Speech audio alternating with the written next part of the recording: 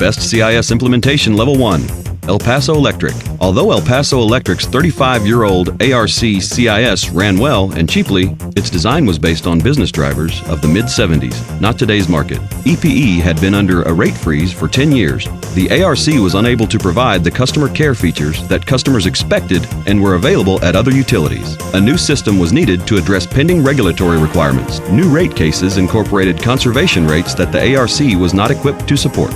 That technology gap inspired the tagline for El Paso's Genesis project, the next level of customer care.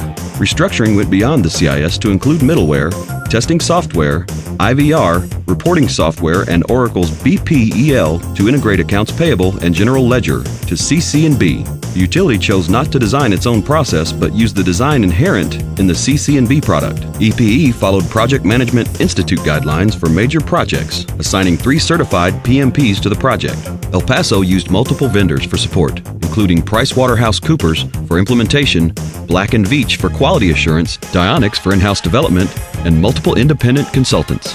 There were no so-called get-out-of-jail cards for Project Genesis. The project team embarked on the project well aware of a failed CIS implementation in 2002 and committed to nothing less than a quality product. Black & Veatch conducted monthly QA reviews for the steering committee.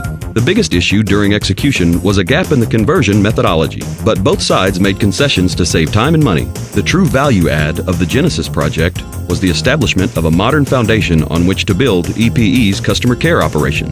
The move to the new platform immediately enabled the utility to address 2 major rate changes within 4 months of go-live. This was the value EPE wanted from the system. Unique to the Genesis project was the commitment to use the product out of the box. The 2002 CIS project was canceled because the scope of the project was completely out of control. A stringent change request policy required steering committee approval for all requests over $25,000 and CEO approval for any exceeding $100,000. The policy saved both time and money. The extensive planning and preparation PwC and Black & Veatch did prior to kickoff paid big dividends during the execution phase. In terms of change management, end-user training was the critical focus.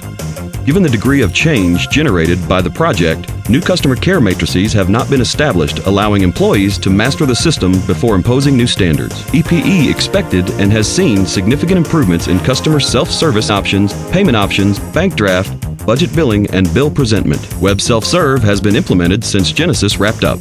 The IVR allows customers to sign up for budget billing and auto draft. The project came in at $24.4 million on time and $900,000 under budget because EPE kept customizations to a minimum.